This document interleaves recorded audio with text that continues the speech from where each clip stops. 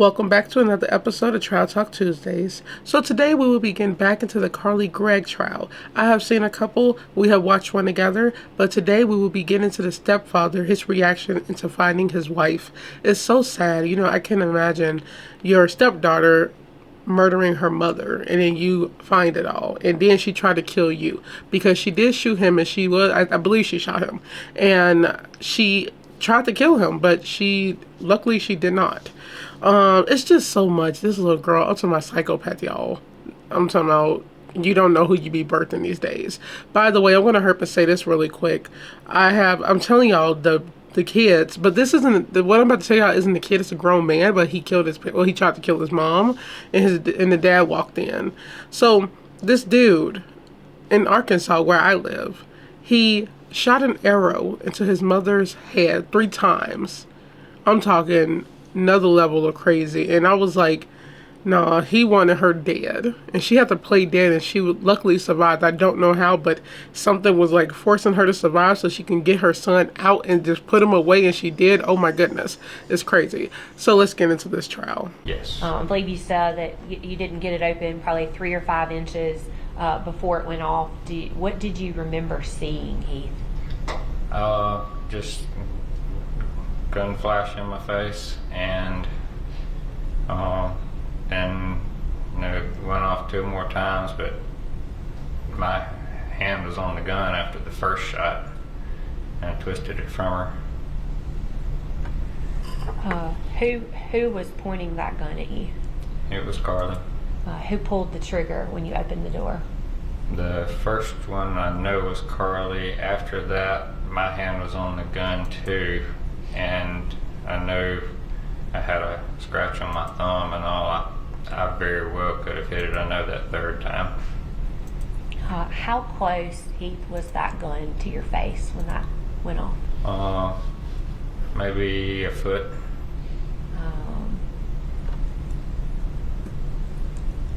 Did you ever get struck by a bullet? Yes, one of them kind of grazed right through this muscle up here. Can you tell, ladies and gentlemen, what did that feel like? I know this sounds weird, but I honestly have never felt it to this day. When the gun went off in your face, tell ladies and gentlemen, I mean, was your body in a state of shock? Not at that moment. I was trying to figure out what was going on.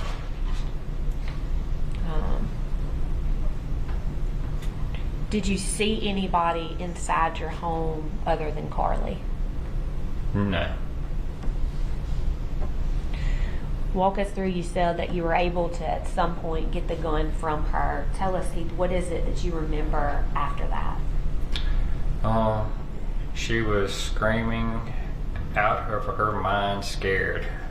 It was like she had seen a demon or something. She was terrified. And my first thought was there was an intruder somewhere, and she thought she was after somebody else. And to be clear, Carly never told you that she thought somebody else was in the house, right? No, that's the feeling that I got. She was terrified out of her mind. And at that time, you did not yet know that your wife was dead, right? No, not at that time. So Carly's scared. She's screaming when she shoots at you. How many shots went off from that gun? At that time, there was 3. What type of gun was it that you took from Carly? It was my Taurus revolver. And what type of what caliber of weapon is that? So the gun is a .357 Magnum, but I think it had 38 special rounds in it. If the gun's a .357, it can also shoot 38s. A little bit lighter recoil. And what color was that gun? It's just the gun matte silver. Prior to taking it out of Carly's hand, where was the last time you saw that gun? I actually kept it on her side of the bed So it had been there for probably a couple years.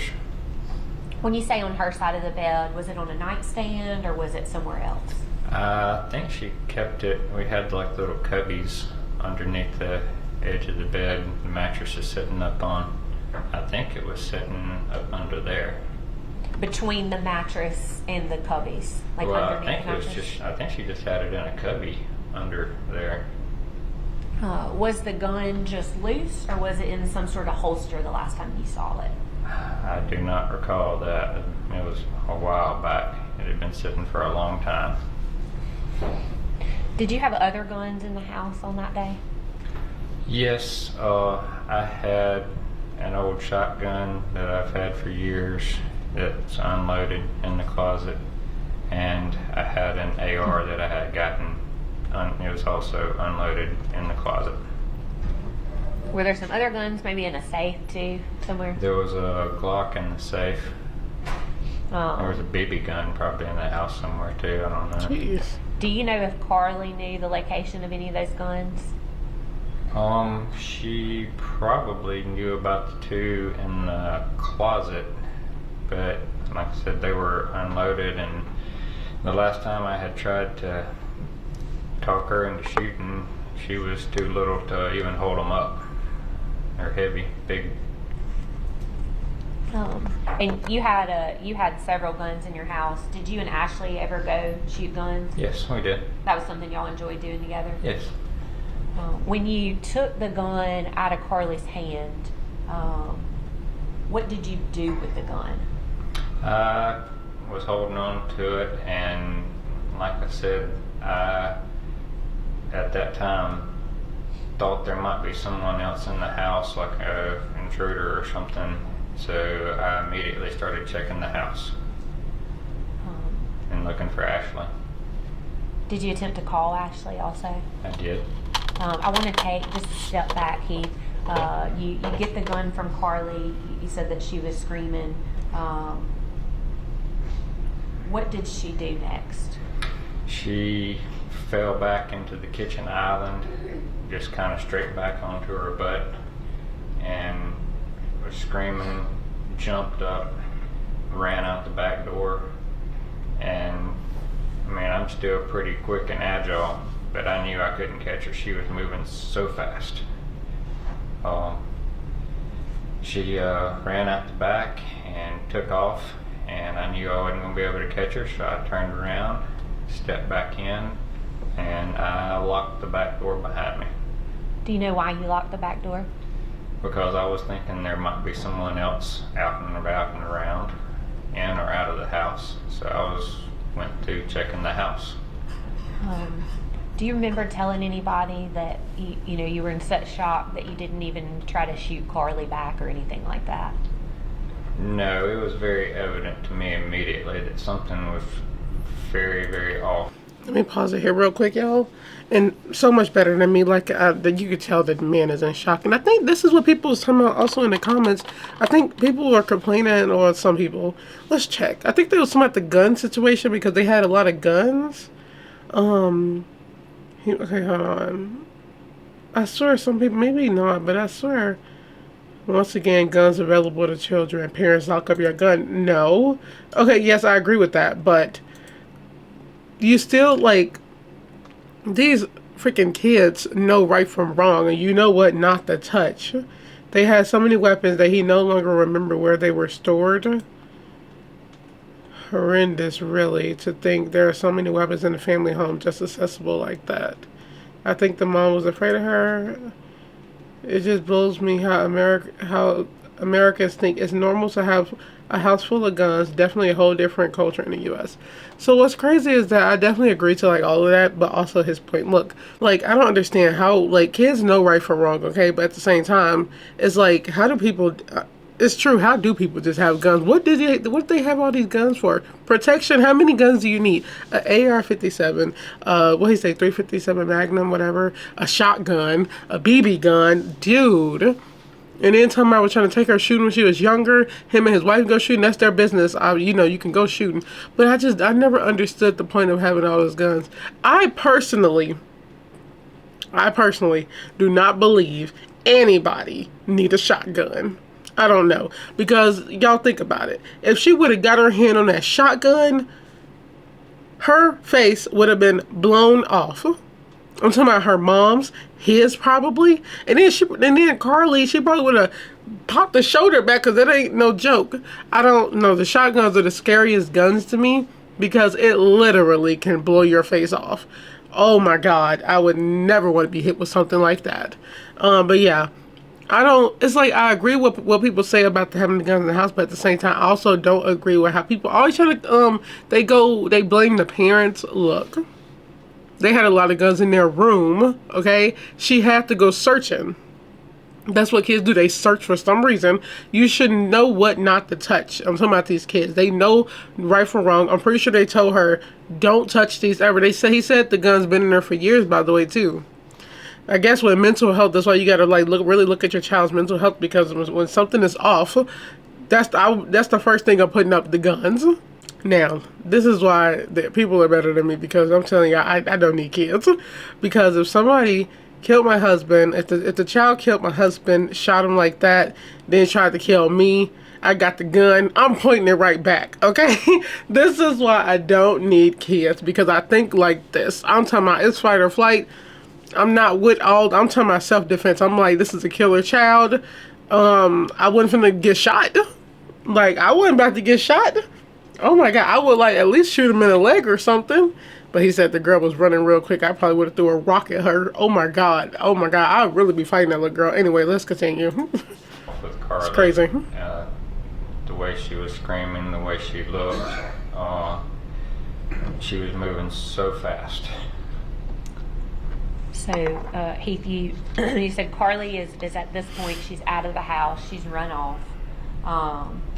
You never actually saw someone, other than Carly at the house, right?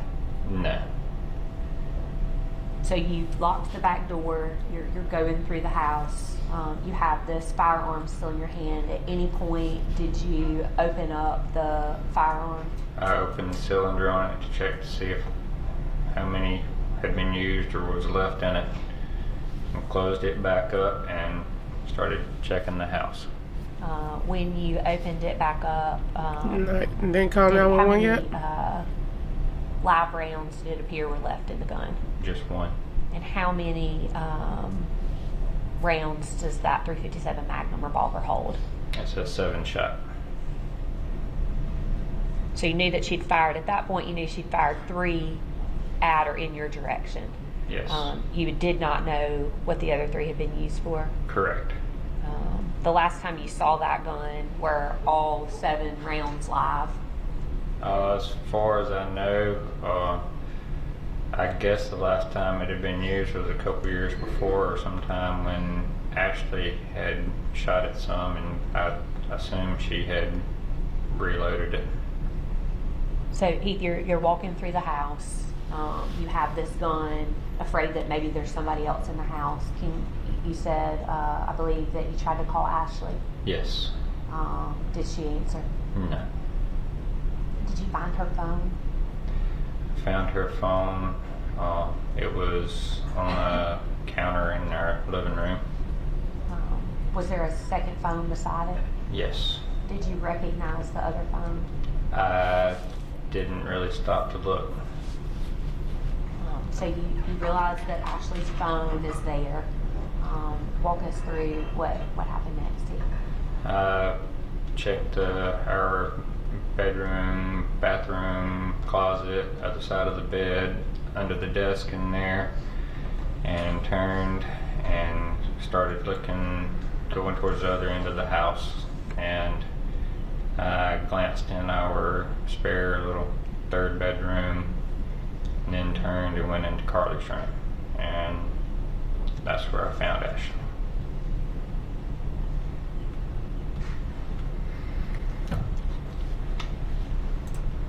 What is that facial expression? Like she looked like she's tearing up. Like, yeah, you killed your mom.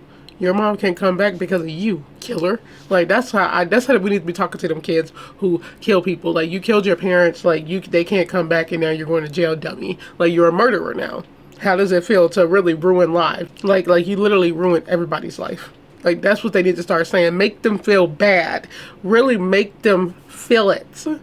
Like I just don't get it. It's crazy. You know how you could kill your parents. That's just so sad. And then to have to find the body is so heartbreaking. I just don't ever want to have to do that. Like stuff like this. I'm surprised he didn't call the cops so quick. Like especially after she ran and he saw like, you know, with her trying to shoot him. I believe that already happened. Even if she said that was like she was faking, putting on a whole scene to get him to come out, it's like you said it was an intruder. Okay, that's the story she tried to go with. Why didn't he go and call the cops? Like I would rather the cops search the house rather than me. That's just me being real. Girl, your life is over. I feel like all psychopaths got their haircut, but okay. When you found Ashley, can you tell the ladies and gentlemen what you saw? She was laying on her back and had her hands kind of across her, and a towel over her face. Do you remember what color the towel was? I do not. When you saw her laying there, what's the very next thing that you did? Checked her pulse, see, and kind of moved the towel, and then called 911. And when you moved the towel, what did you see? I knew she had been shot.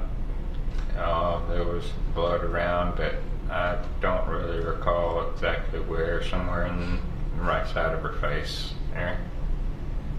You said you called 911. Yes. What did you tell the 911 operator had happened? I tried to immediately tell him I needed the police out, that my wife had been killed and I had been shot. Do you remember telling them who had shot you? I assume I said Carly on there, but I don't remember exact details.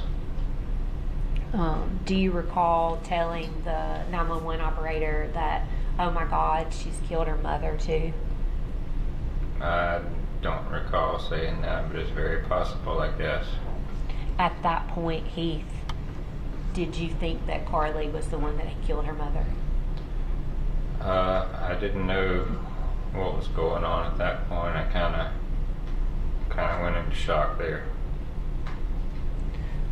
At some point, and again, the ladies and gentlemen, Heath, have seen some of the body cam footage from that day, but at some point, someone from the sheriff's department does come to your house. Yes. Walk us through what you remember happening once he gets there.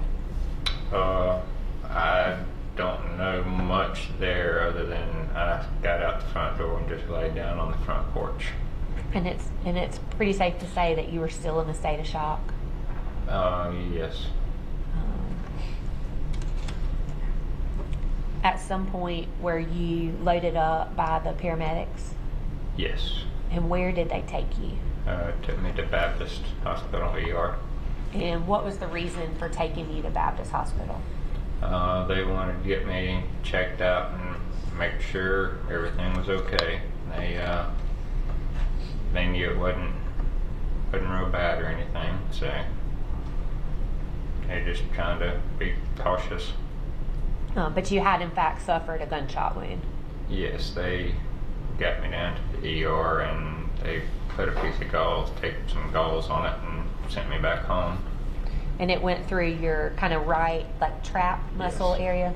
How far? I mean, not to pick on you, you don't look like a very large man. Pretty average size. I mean, would you agree with me that where your trap muscle is and your head are about 6 inches apart? No, I guess, yes. So that shot was pretty close to your head. It was close, yes. The gunshot actually, thank goodness, went kind of through and through, right? Yes. So you didn't require any surgery to remove the projectiles. No. In fact, Heath, I think you were actually excuse me, I think you were actually released to go home that evening. Yes, like I said, they tacked a piece of gauze on me, and I don't remember them doing a whole lot else. And the night was probably pretty hectic as far as telling people what happened and what was going on. At any point, did you ever tell anyone that it was someone other than Carly Gregg that had shot you or Ashley? Not that I recall, no, ma'am. And to this day, you've not told anyone that you think that the person that shot you or shot Ashley was somebody other than Carly, have you? No. We talked a little bit about law enforcement being at the house that night. At some point, they kind of released the scene back over to you, right? Yes, I think when I turned back from the ER, they had finished up, cleared out, and there was a guy had me sign a paper, and went on back in. Kind of saying the things that they'd taken from the home that night. Yes, ma'am. Heath, I mean, you go back home and they've taken some things out, but of course there's still, I mean, clear evidence that a murder had happened there, right? Yes. At some point, do you notify law enforcement about the garage camera? Yes, I think it was Friday morning, I was looking through that SD card to see if it had caught anything. And of course the cops were looking all around, everywhere in the garage for various things, and had apparently not seen the camera. And they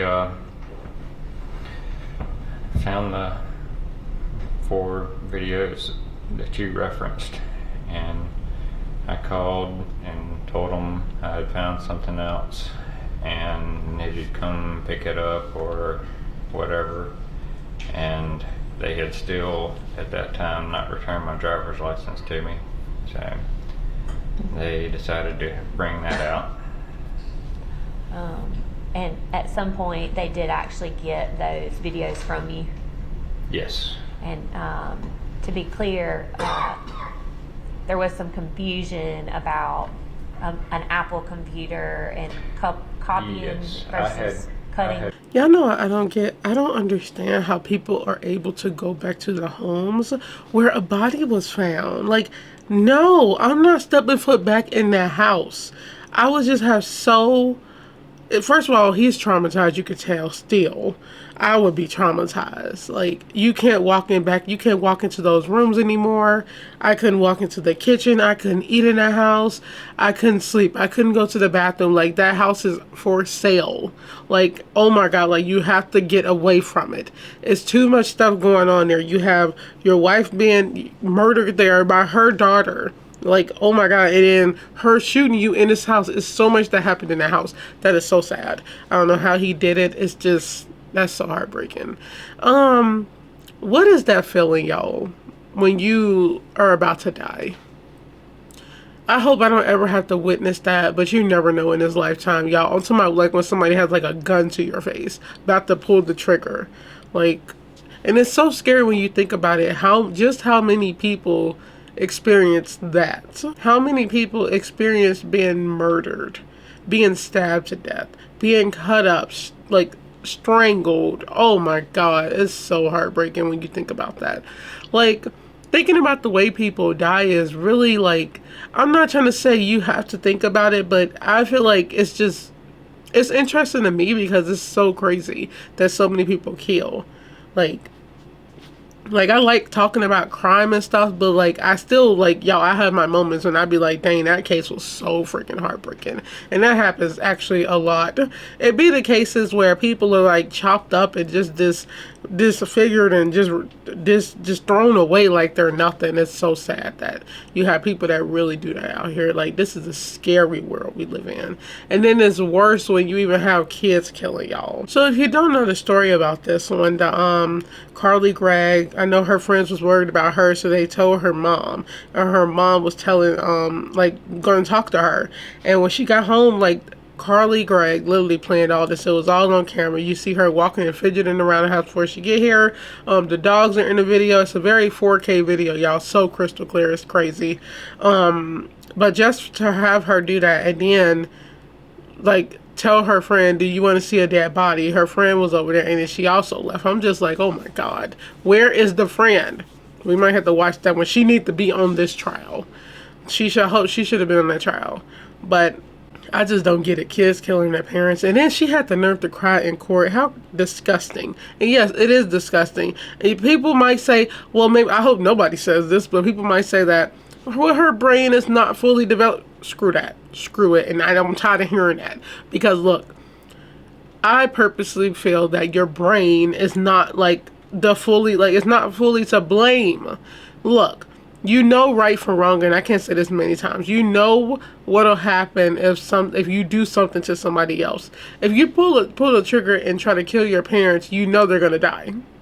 Especially if you shoot them in the head or near the head. Like, that's your brain. You learned about the brain. Like, you know what's gonna happen. She wanted her mom dead, and she did it. And it's like, now you gotta suffer with the consequences, crying all night because now you have nobody there. It's sad, and it's a lot of people like that. You know, this ain't even a situation of raise your kids right, because at some point, you know, she's a preteen, well, teenager. You can only do so much. You can only do so much. And that's why I have always been against, like, me personally, I have always, y'all, been against people coming online, for example, coming online, crying about their families and telling how they hate everybody in their family, nobody supports them. Look, you have to support yourself at some point. You can't rely on, like, everybody in your family, especially if they're not helping you. And we kind of gear it off, but I'm trying to hurry to say so because I see this a lot on TikTok. It's people always on there crying online, talking about how none of their family supports them, like they hate everybody. Like, stop talking to them, man. You can only do so much. You shouldn't want that negativity in your life. You can easily cut people off. It's not hard, y'all. I have done it. How many people I cut off from my family? My phone is dry. I'm happy I don't get text messages like this at all because I like a quiet phone. I have cut people off in my family on purpose because I don't want to talk to them because they stress me out, and it's just so much negativity. It's not moving forward. Also, when we are going into a new year, you should constantly be moving forward. If you have people in your family that's constantly staying back, moving to the side. And also, what's funny is that I'm not even a rude person, but I will cut you off in a second. And I'm also not a person, I'm not gonna apologize. I'm literally gonna ignore you, and I'm gonna just keep on moving on because I don't care. Like, that's how we all should be looking at stuff. Because y'all, the people in your family literally can be your worst enemy. This girl, this teenager, murdered her mom, tried to murder her stepdad, and then had the nerve to cry in court. If she had stuff going on, she had friends to talk to. Her friends was there. That's why they talked to the mom. They tried to get her help. You can't help everybody. That's basically the moral of the story. You cannot help everybody, so help yourself. So I hope you guys enjoyed this video, and I hope you guys took some from my little mini TED Talk. Like I said, you can only help yourself. Just work for yourself, save, move if you need to, get away. Don't care about your family if they're not there for you. Just ignore them, cut them off. Y'all, when I say something, cutting off family who you don't really care for, it's the most freeing thing ever. I'm not even joking. It feels so good. It's so nice. And sometimes you have to do that for your mental health, okay? So on that note, I hope you guys enjoyed this video. Don't forget to like, comment, share, and subscribe. So I will also be posting another poll tomorrow because, well, maybe today. I'll do it today because I want you guys, we can have a full week to vote on what we want to cover. I know more people like the Menendez cases because I'm gonna keep reacting to them, but I'm gonna always put those on there. If people want me to react to, I will. You can also leave in the comments any trials you guys want me to cover, any old trials, infamous trials. I did upload a clip that I got from this channel. I left her thing so you can see it, but of Ted Bundy smiling and laughing in court is so crazy, y'all. And by the way, I have been kind of obsessed with watching this psychologist break down their tics and facial expressions, like, of serial killers. It's so interesting. So on that note, I hope you guys enjoyed this trial. I will see you guys on the next Trial Talk Tuesdays, which is next Tuesday. Bye.